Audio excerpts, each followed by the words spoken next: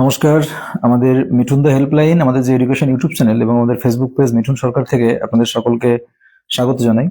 তো আপনাদের যাদের প্রাইমারি টিচার রিক্রুটমেন্ট ইন্টারভিউ রয়েছে, যাদের প্রাইমারি টিচার রিক্রুটমেন্ট ইন্টারভিউ, তো সেই রিলেটেড আমরা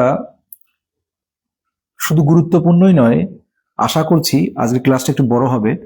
আমরা আজ অনেকদিন বাদে ফেসবুকে করছি, ইউটিউবে লাইভ করা হয়, আজ ফেসবুকে করছি।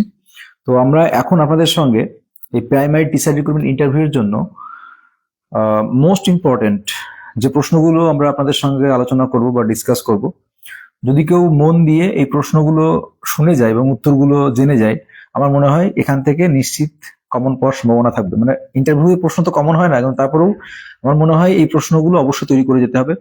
বাকি দুটো ক্লাস আমরা অলরেডি ইউটিউবে পোস্ট করেছি, সেটা কেটে কেটে কেটে কেটে ফেসবুকে পোস্ট হয়েছে, বাট ইউটিউবে পুরোটা পাবেন। কিন্তু আজকের ক্লাসটা আমরা ইউটিউবেই করছি, সরি ফেসবুকেই করছি, এবং আজকের ক্লাসটা মোস্ট ইম্পর্টেন্ট হতে চলেছে, আবারও বলছি। এবং প্রত্যেকটা কোশ্চেন আপনাকে জানতেই হবে এবং তার সঠিক আদর্শগত কি উত্তর হতে পারে আমি আমার কনসেপ্ট থেকে বা আমি যেরকম লিখেছি সেটা আপনাদের সঙ্গে তুলে ধরবো। ভালো লাগলে কমেন্ট বক্সে জানাবেন কেমন লেগেছে, এবং শেয়ার করতে পারেন যদি ভালো লাগে। ভালো না লাগলে শেয়ার করতে পারেন। কিন্তু কোশ্চেনগুলো অবশ্যই তৈরি করে যাবেন। আমি যে প্রশ্নগুলো বলছি হেয়ালি বা অবহেলা করবেন না, যারা প্রাইমারি টিচার রিক্রুটমেন্টে ইন্টারভিউ দিতে যাবেন। এবং এই প্রশ্নগুলো আমি পরপর পার্ট বাই পার্ট বলবো, আমি তার অ্যান্সার বলে দেবো আমার মতো করে, আপনারা আপনাদের মতো করে সাজিয়ে নেবেন। এবং বাকি দুটো পার্ট যারা দেখেননি তারা ইউটিউব থেকে দেখে নেবেন, কারণ ফেসবুকে ভিডিও পোস্ট করলে সেটা কেটে কেটে ছোট ছোট হয়ে যায়, আর ইউটিউবে একমাত্র সেগুলো বড় আকার পাবেন। তো আমরা এখন শুরু করছি।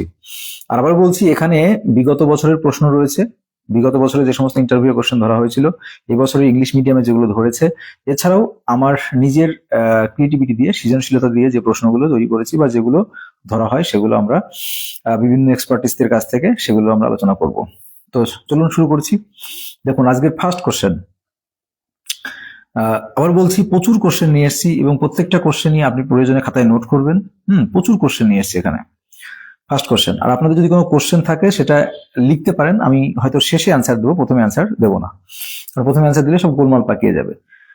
তো ফার্স্ট কোশ্চেন দেখুন, যে আপনার ক্লাসে যদি কোনো, আপনারা আপনাদের মতো করে অ্যান্সার দিতে পারেন, আমি কোশ্চেন করার পর আপনারা আপনাদের মতো করে অ্যান্সার দেবেন। আমার যদি ভুল মনে হয়, ভুল হতেই পারে। আচ্ছা, আপনার ক্লাসে যদি কোনো বিশেষ সক্ষমতা, আমি খাতায় যেগুলো করেছি সেগুলো আপনাদের সঙ্গে বলার চেষ্টা করছি। আচ্ছা, কেউ পিডিএফ চেয়ে বসবেন না। আপনার ক্লাসে যদি কোনো বিশেষ ক্ষমতা সম্পন্ন শিশু, অর্থাৎ বিশেষ সক্ষম, মানে বিশেষভাবে সক্ষম শিশু বলা হয়, শিশু অর্থাৎ সিডাব্লিউ, প্রথম কথা হচ্ছে CWSN এর ফুল ফর্মটা জেনে যাবেন, চিলড্রেন উইথ স্পেশাল নিডস।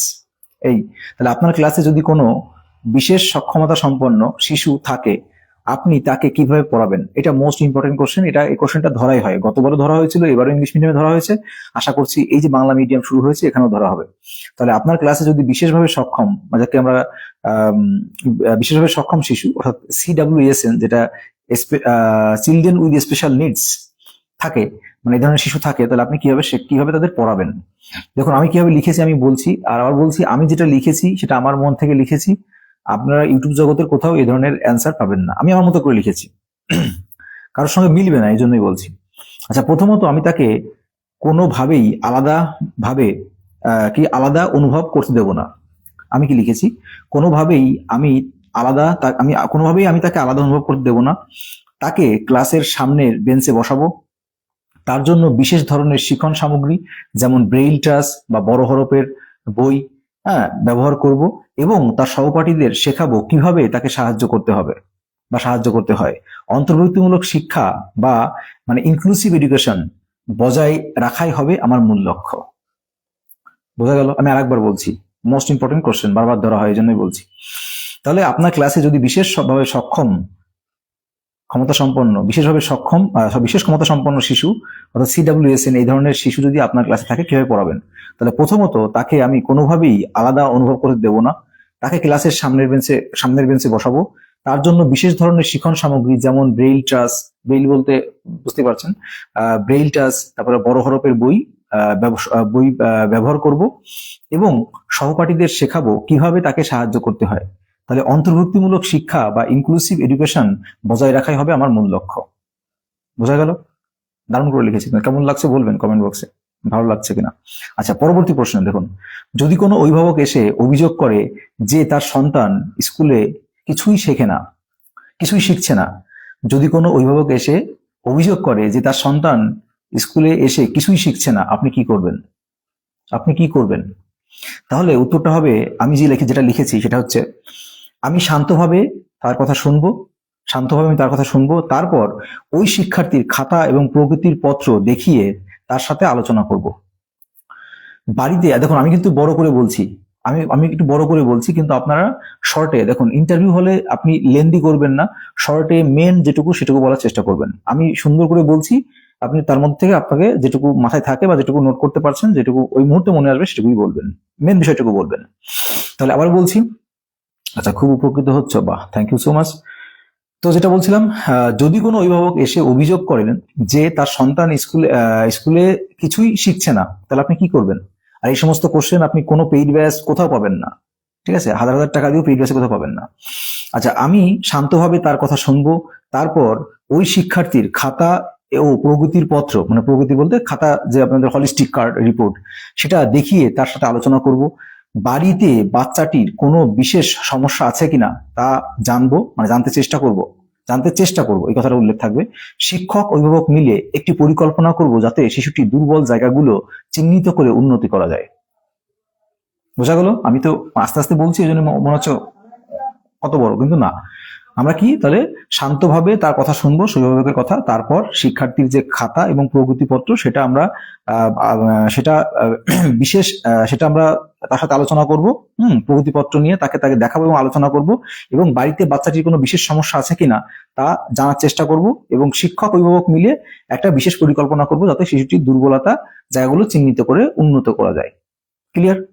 আচ্ছা, পরবর্তী প্রশ্ন দেখুন, যে শিক্ষা অধিকার আইন, যেটা RTE, right two education act, যেটা 2009 হয়েছিল, রাইট টু এডুকেশন অ্যাক্ট 2009 অনুসারে, সেই RTE অ্যাক্টে কি বলা হয়েছিল যে শিক্ষা অধিকার আইন, যেটা 6 থেকে 14 বছর বয়সী বাধ্যতামূলক অবৈতনিক শিক্ষার ব্যবস্থা করা, 6 থেকে 14 বছর বয়সী সমস্ত শিশুকে অবৈতনিক এবং বাধ্যতামূলক শিক্ষার ব্যবস্থা করা।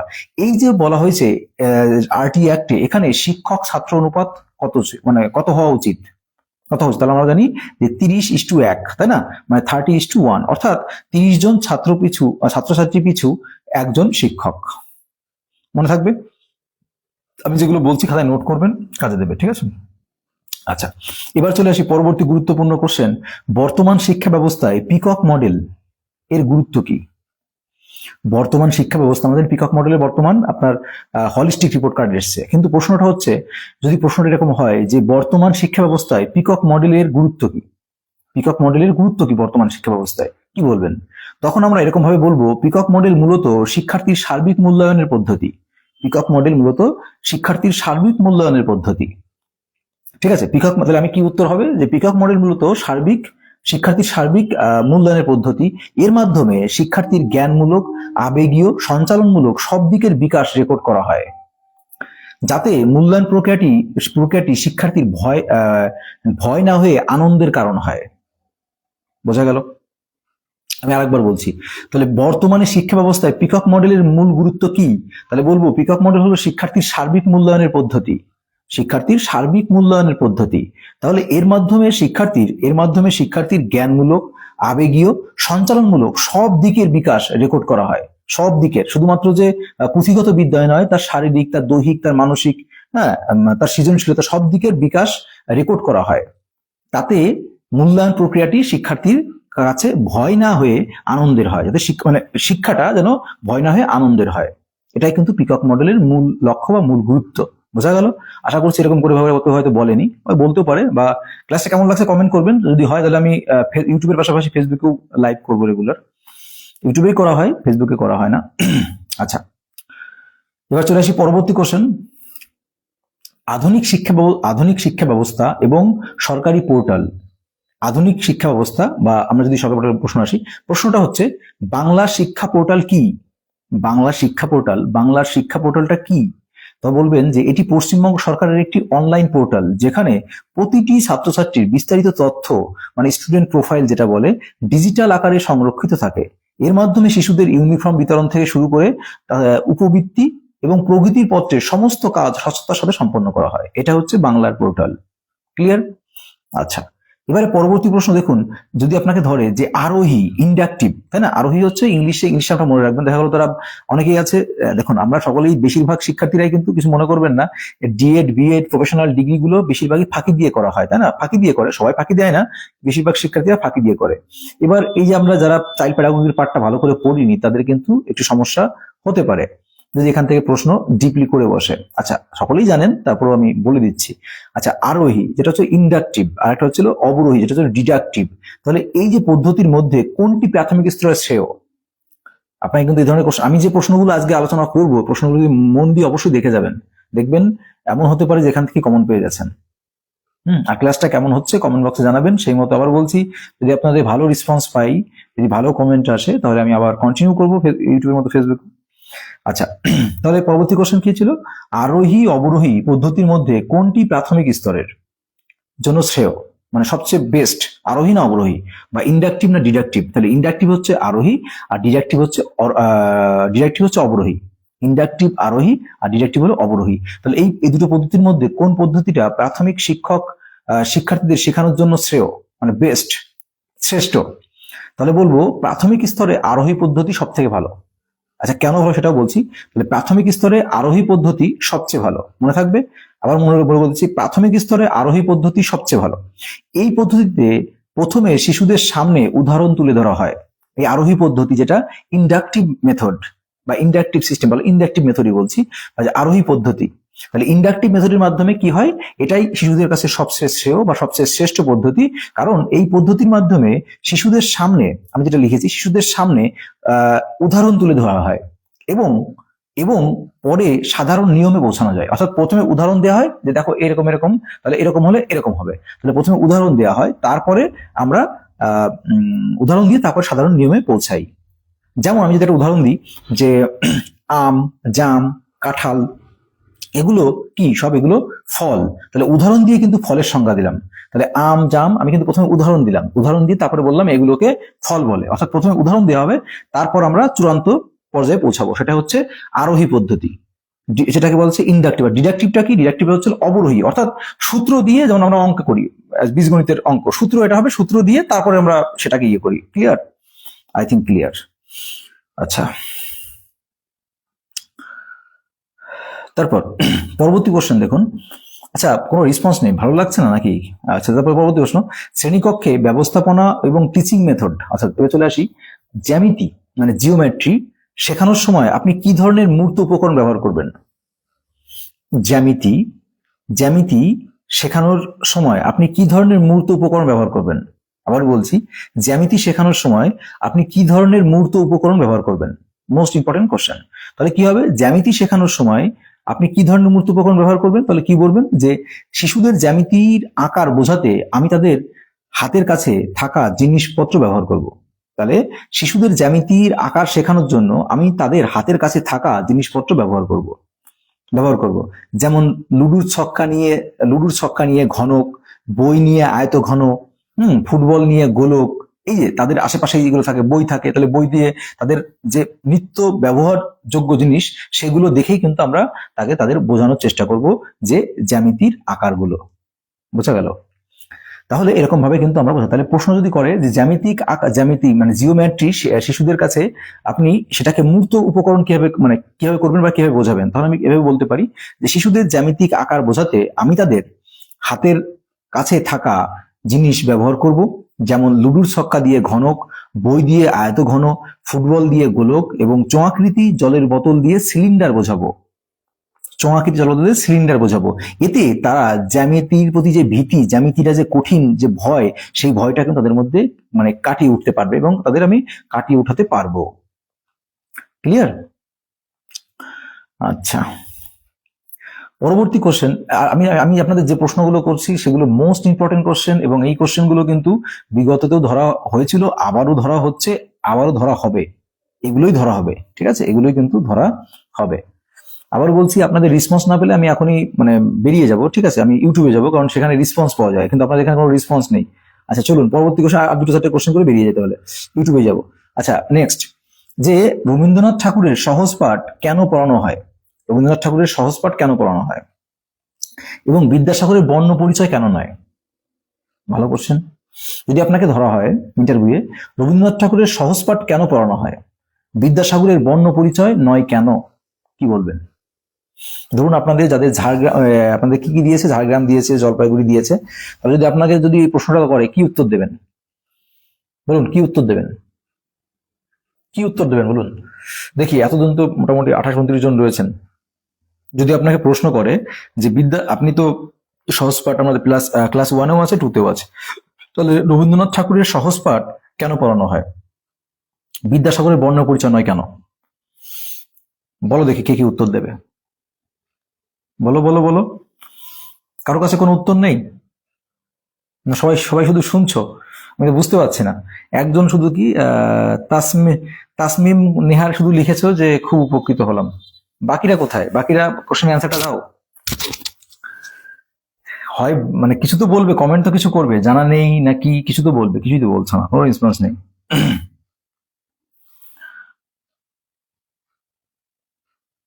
কারোর কোনো রেসপন্স নেই। আচ্ছা ঠিক আছে, তাহলে এই কোশ্চেনটা করেই বেরিয়ে যাই।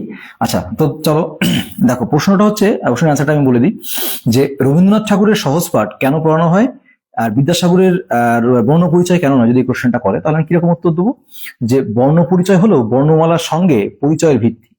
বর্ণ পরিচয় হলো বর্ণমালার সঙ্গে পরিচয়ের ভিত্তি, কিন্তু আধুনিক মনস্তত্ত্ব অনুযায়ী সহজ পাঠে ছবি এবং ছন্দের যে মেলবন্ধন আছে তা শিশুদের ভাষা শিক্ষাকে অনেক বেশি সহজ এবং আনন্দদায়ক করে তোলে।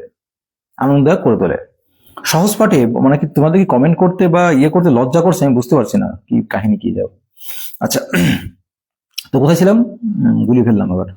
আচ্ছা, সহজ পাঠে যুক্ত বর্ণের ব্যবহার এবং জীবনমুখী ছোট ছোট গল্পের আকারে শিশুদের কল্পনা শক্তি বৃদ্ধি পায়। বোঝা গেল ব্যাপারটা? তাহলে আবারও বলছি যে, আমি প্রথম থেকে বলছি যে রবীন্দ্রনাথ ঠাকুরের সহজ পাঠ কেন পড়ানো হয়? বিদ্যাসাগরের বর্ণ পরিচয় নয় কেন? তাহলে আমরা এরকম ভাবে উত্তর দেবো যে বর্ণ পরিচয় হলো বর্ণের সঙ্গে পরিচয়ের ভিত্তি। বর্ণের সঙ্গে শুধুমাত্র পরিচয়ের ভিত্তি, কিন্তু আধুনিক মনস্তত্ত্ব অনুযায়ী সহজ পাঠে ছবি দেওয়া আছে এবং ছন্দের মাধ্যমে যে মেলবন্ধন, ছবি ও ছন্দের যে মেলবন্ধন তা শিশুদের ভাষা শিক্ষাকে অনেক বেশি সহজ এবং আনন্দদায়ক করে তোলে। তাই সহজ পাঠে যুক্ত বর্ণের ব্যবহার এবং জীবনমুখী ছোট ছোট গল্পের আকারে শিশুর কল্পনা শক্তি বৃদ্ধি পায়। এই জন্যই কিন্তু আমরা রবীন্দ্রনাথ ঠাকুরের সহজ পাঠ পড়ানো হয়। বোঝা গেল? আচ্ছা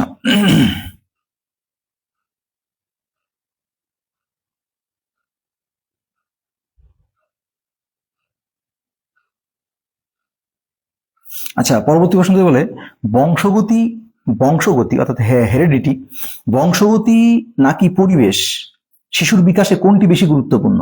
বংশগতি নাকি পরিবেশ শিশুর বিকাশে কোনটি বেশি গুরুত্বপূর্ণ? তখন আপনি কি বলবেন? স্যার বা ম্যাডাম যে ধরবে, শিশুর বিকাশে বংশগতি এবং পরিবেশ উভয়ের ভূমিকায় সমান গুরুত্বপূর্ণ। তাহলে কি বললাম? শিশুর বিকাশে বংশগতি ও পরিবেশ উভয়ের ভূমিকায় সমান গুরুত্বপূর্ণ, কারণ বংশগতি শিশুকে একটি নির্দিষ্ট সম্ভাবনা এবং ব্লুপ্রিন্ট দেয়, আর পরিবেশ সম্ভাবনাকে বিকশিত করতে সাহায্য করে। তাহলে কি বললাম? যে শিশুর বিকাশে বংশগতি এবং পরিবেশ দুটোই সমানভাবে গুরুত্বপূর্ণ, কারণ বংশগতি একটি নির্দিষ্ট সম্ভাবনা এবং ব্লুপ্রিন্ট তৈরি করে দেয় এবং পরিবেশ সেই সম্ভাবনাকে বিকশিত করতে সাহায্য করে, তাই না? এরকম ভাবে বলতে পারি।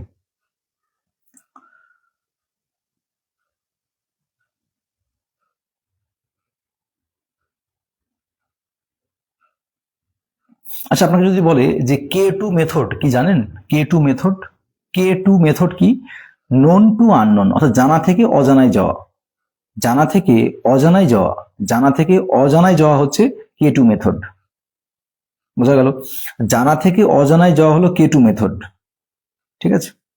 আচ্ছা, CCE কি? এগুলো কন্টিনিউয়াস এন্ড কম্প্রিহেন্সিভ ইভ্যালুয়েশন, নিরবিচ্ছিন্ন সার্বিক মূল্যায়ন। যেটা হলো নিরবিচ্ছিন্ন সার্বিক মূল্যায়ন। এটা সম্বন্ধে ডিটেলস বলছি, এটা কিন্তু বারবার ধরছে। আচ্ছা, আপনাকে প্রশ্ন করলো যে মিড ডে মিল চলাকালীন আপনার ভূমিকা কি হওয়া উচিত?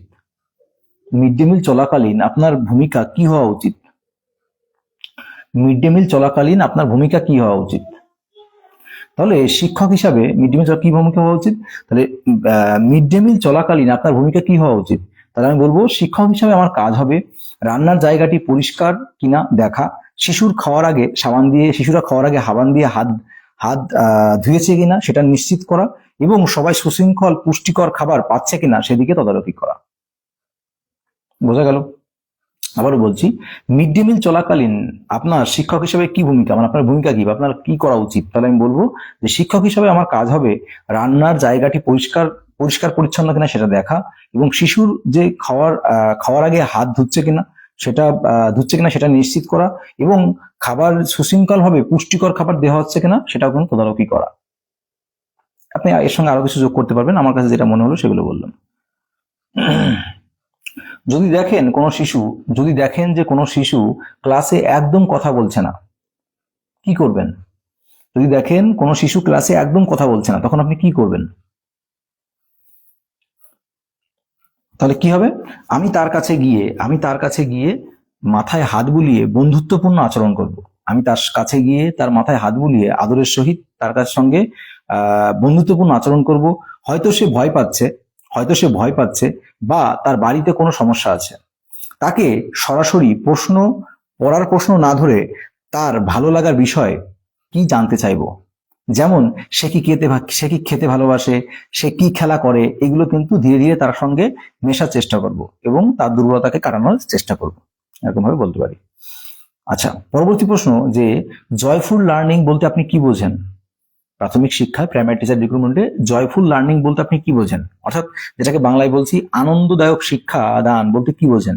তাহলে যে পদ্ধতিতে শিশু পড়াশোনাকে বোঝা মনে না করে খেলা, গান, ছবি আঁকার মাধ্যমে বা গল্পের মাধ্যমে স্বতঃস্ফূর্তভাবে শেখে, সেটা হচ্ছে লার্নিং, জয়ফুল লার্নিং। বোঝা গেল? যেখানে শারীরিক আর মানসিক স্বাস্থ্যের কিন্তু কোনো স্থান নেই। আচ্ছা, টিএলএম, আপনার পাঠদানে টিএলএম এর ভূমিকা কি হবে? আপনি যে পাঠদান করাবেন বিদ্যালয়ে, সেখানে টিএলএম এর ভূমিকা কি হবে? তাহলে অ্যান্সার কি হতে পারে? তাহলে টিএলএম, যেটাকে আমরা ফুল ফর্ম জানি টিচিং লার্নিং ম্যাটেরিয়াল, তাই না? টিচিং লার্নিং ম্যাটেরিয়াল, অর্থাৎ তার ভূমিকা কি হবে আপনার পাঠদানে? তাহলে আমি বলবো যে পাঠকে আরো মূর্ত এবং আরো প্রাণবন্ত করে তুলতে আমরা কি করব?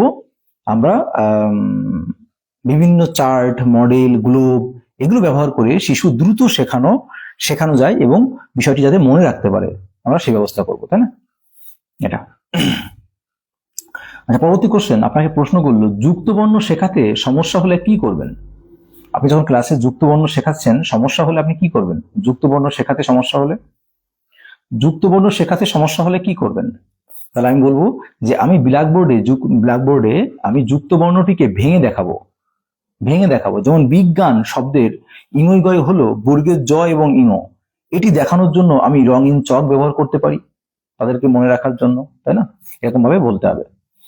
প্রশ্ন করতেই পারে যে যুক্তবর্ণ আপনি বাচ্চাদের কিভাবে সমস্যা দূর করবেন? যুক্তবর্ণ, হ্যাঁ, যেটাকে বলে কনজয়েন্ট লেটার্স, তাই না? তাহলে বলবো আমি ব্ল্যাকবোর্ডে যুক্তবর্ণটিকে ভেঙে দেখাবো এবং যেমন কিভাবে ভাঙবো? তাহলে যেমন বিজ্ঞান শব্দের যে ইঙয় গয়টাকে বর্গের জ এবং বর্গের জ প্লাস এটি দেখানোর জন্য আমি রঙিন চক ব্যবহার করবো এক কালার, যাতে তাদের এই পরিস্থিতি যাতে তাদের মনে থাকে। এরকম ভাবে কিন্তু আমি তাদের যুক্তবর্ণটাকে আরো সহজভাবে উপস্থাপন করতে পারি। আচ্ছা, শিশুদের ব্যাকরণ শেখানোর সঠিক পদ্ধতি কি? যদি আপনাকে প্রশ্ন করে শিশুদের ব্যাকরণ শেখানোর সঠিক পদ্ধতি কি, তাহলে কি বলা যেতে পারে? আমরা বলবো প্রাথমিক স্তরে সূত্র মুখস্থ করিয়ে ব্যাকরণ শেখানো উচিত নয়।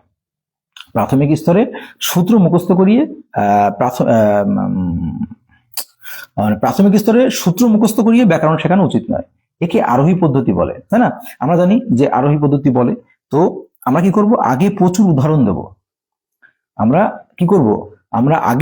উদাহরণ দেব, তারপরে উদাহরণ থেকে নিয়মে পৌঁছাবো। ব্যাকরণ শেখানোর পদ্ধতি তাহলে কি? প্রথমে প্রচুর উদাহরণ দেব এবং উদাহরণ দিয়ে তারপরে আমরা কি করব? তারপরে আমরা নিয়মে পৌঁছে যাবো, যেটা ইন্ডাকটিভ মেথড বলছি, আরোহী পদ্ধতি। ব্যাকরণ শেখানোর সঠিক পদ্ধতি আমরা বলবো ইন্ডাকটিভ মেথড, অর্থাৎ আগে প্রচুর উদাহরণ দেবো, তারপরে গিয়ে আমরা নিয়মে যাব বাচ্চাদের ক্ষেত্রে। ক্লিয়ার?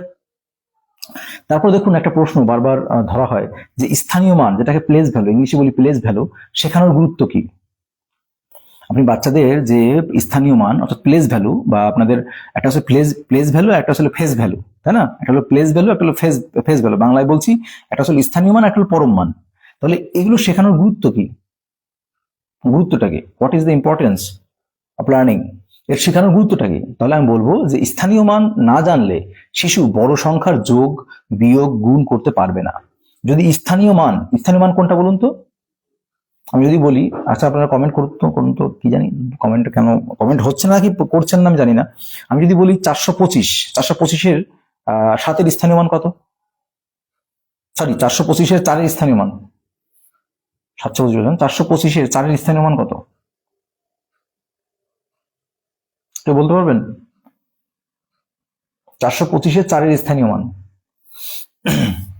আচ্ছা যাই হোক, তো দেখুন স্থানীয় মান না জানলে শিশু বড় সংখ্যার যোগ, যদি বলে আপনাকে প্রশ্ন করে যে স্থানীয় মান শেখানোর গুরুত্বটা কি, তাহলে আমরা বলবো যে স্থানীয় মান না জানলে শিশু বড় সংখ্যার যোগ বিয়োগ গুণ করতে পারবে না। যেমন 23 এবং 32-এর মধ্যে পার্থক্য বুঝতে হলে তাকে কিন্তু 2-এর স্থানীয় মান তাকে বুঝতে হবে, 2-এর স্থানীয় মান তাকে বুঝতে হবে, তাই না? এই জন্যই কিন্তু আমাদের মনে রাখতে হবে যে বড় সংখ্যার যোগ বিয়োগ গুণ ভাগ করতে কিন্তু স্থানীয় মানের প্রয়োজন হয়েছে। আর তোমাদের আমি এই ইসের উপর ম্যাথের উপর, মানে ম্যাথের পার্ট থেকে কোন কোন ইন্টারভিউতে কোন কোন প্রশ্নগুলো ধরতে পারে, ম্যাথের পার্ট থেকে, ইংলিশের পার্ট থেকে কোন কোন প্রশ্নগুলো ধরতে পারে, মোস্ট ইম্পর্টেন্ট ম্যাথ ইংলিশ বেশি ইম্পর্টেন্ট, আর বাকি তোমাদের যা সাবজেক্ট রয়েছে সাবজেক্টগুলো পড়ে নেবে, তোমরা সবাই এক্সপার্ট সাবজেক্ট ওয়াইজ। তো ম্যাথ ইংলিশের জন্য আমি অলরেডি ম্যাথের উপর সেটা তৈরি করে দিয়েছি, সেটা ইউটিউবে পোস্ট করা আছে, তার পিডিএফটা আমার কাছে আছে। আর ইংলিশের গুলো করা হয়নি, কিছুটা করা হয়েছে, সেটা ইউটিউবে দেওয়া আছে, আর বাকিটা দিয়ে দেবো 2-1 দিনের মধ্যে। আচ্ছা, এবার চলে আসি যে শিশুদের জোড় বিজোড় সংখ্যার ধারণা কিভাবে দেবেন। এগুলো কিন্তু মোস্ট ইম্পর্টেন্ট কোশ্চেন, আপনাদের এই ধরনের কোশ্চেনই ধরবে যে শিশুদের জোড় বিজোড়ের সংখ্যার ধারণা কিভাবে দেবেন। আচ্ছা, আপনারা কি বোবা হয়ে গেলেন? কেউ কোনো রেসপন্স করছেন না, সবাই লাইভে দেখছেন শুনছেন অথচ কেউ রেসপন্স করছেন না। ইউটিউবে হলে এতক্ষণ ঝড় বয়ে যেত, ইউটিউবে থাকলে আমি এতক্ষণ ঝড় বয়ে যেত, মানে কমেন্টের বন্যা বয়ে যেত। নাকি কমেন্ট করতে পারছেন না, আমি বুঝতে পারছি না কি হচ্ছে, কি জানি, নাকি আমার কথা শুনতে পাচ্ছেন না? এটা তো অনই আছে, ঠিকই তো আছে, শোনার তো কথা। আমি এতক্ষণ ইউটিউবে লাইভ থাকলে ইউটিউবে ঝড় বয়ে যেত কমেন্টের, কিন্তু এখানে কোনো রেসপন্সই নেই, সব চুপচাপ, সে বোবার মতো বসে বসে শুনছে, কি করছে কি জানি। আচ্ছা হোক, আমি ইউটিউবে লাইভ করি, ফেসবুকে লাইভে আসি না, তো ভাবলাম আজ যে ইউটিউবে করি, ফেসবুকে করি, দেখি ফেসবুকে কিছু প্রাইমারি টিচার রিক্রুটমেন্ট বা অ্যাসপিরিয়েন্ট হবু টেট পাস বা টেট পরীক্ষা দেবে এমন ক্যান্ডিডেট আছে কিনা, এই জন্যই ফেসবুকে পোস্ট করা হয়। আচ্ছা যাই হোক, চলুন তো শুরু করি। কোথায় ছিলাম? শিশুদের জোড় বিজোড় সংখ্যার ধারণা কিভাবে দেবেন? মোস্ট ইম্পর্টেন্ট কোশ্চেন, ধরতে পারে। শিশুদের জোড় বিজোড় সংখ্যার ধারণা, শিশুদের গুণ করা কিভাবে শেখাবেন, যোগ করা কিভাবে শেখাবেন, কিভাবে ধারণা দেবেন, শূন্যের ধারণা কিভাবে দেবেন, গুণিতক কিভাবে শেখাবেন, গুণনীয়ক কিভাবে শেখাবেন, তারপর লসাগু কিভাবে শেখাবেন, গসাগু কিভাবে শেখাবেন, উৎপাদক বিশ্লেষণ কিভাবে শেখাবেন, এগুলো কিন্তু জেনে যেতে হবে ইন্টারভিউ যাওয়ার আগে, মোস্ট ইম্পর্টেন্ট। আচ্ছা, তো চলুন এগুলো আমরা ধীরে ধীরে জানবো।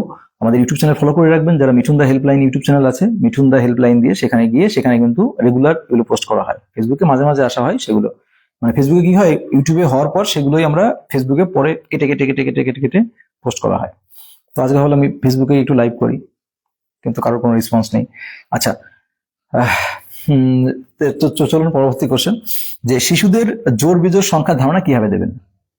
তাহলে আমি কি বলবো, যে আমি কিছু মার্বেল এবং কাঠি ব্যবহার করব, মার্বেল বা কাঠি ব্যবহার করব, শিশুদের বলবো 2টি করে জোড়া তৈরি করতে।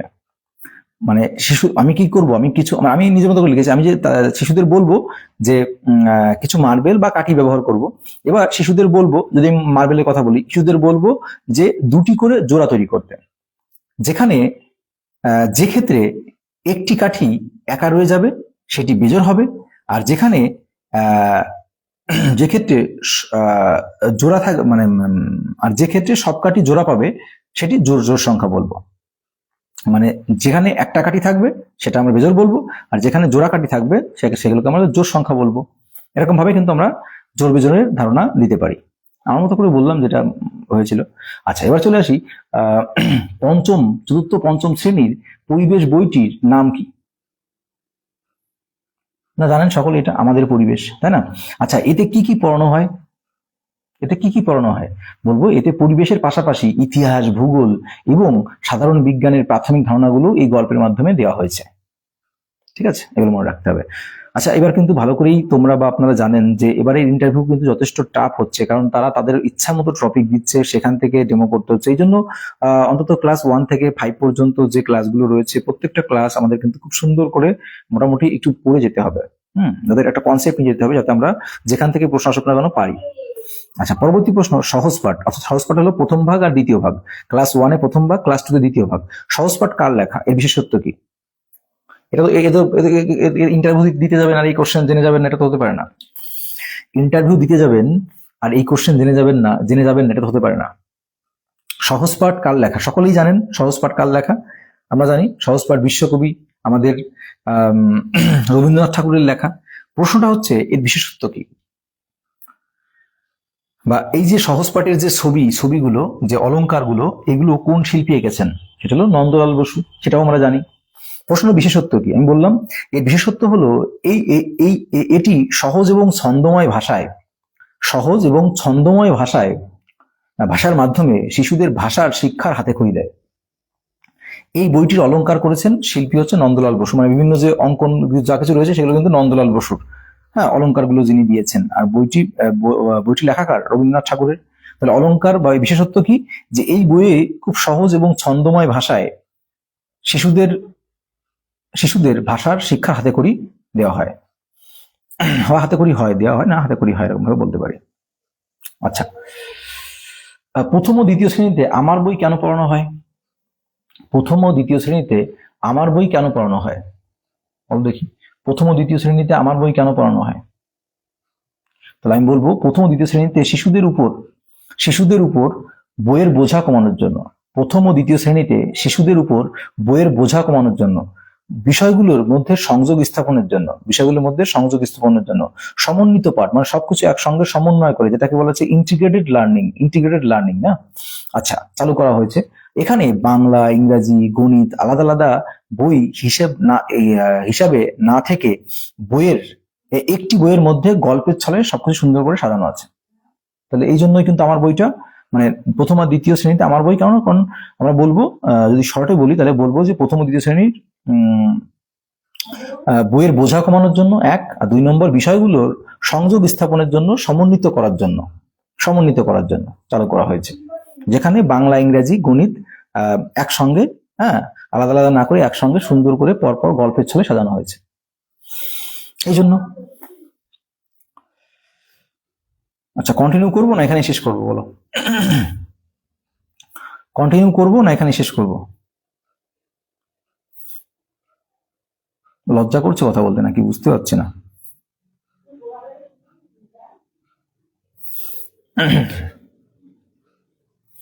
আচ্ছা, আমি প্রশ্ন বলে যাচ্ছি, যদি ইন্টারেস্টিং থাকো কমেন্ট তো পরে অবশ্যই করবে। আচ্ছা, আমি প্রশ্ন বলে যাচ্ছি, অ্যান্সার গুলো আমি ইউটিউবে চলে যাচ্ছি লাইভ, সেখানেই যাই।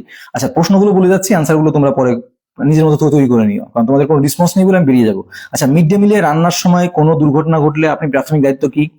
আচ্ছা, লিঙ্গ বৈষম্য দূর করতে আপনার ভূমিকা কি হবে? তারপর বিনা ব্যয়ে শিক্ষণ সামগ্রী বলতে কি বোঝেন? হ্যাঁ, মানে নো কস্ট বা লো কস্ট টিএলএম বলতে কি বোঝেন?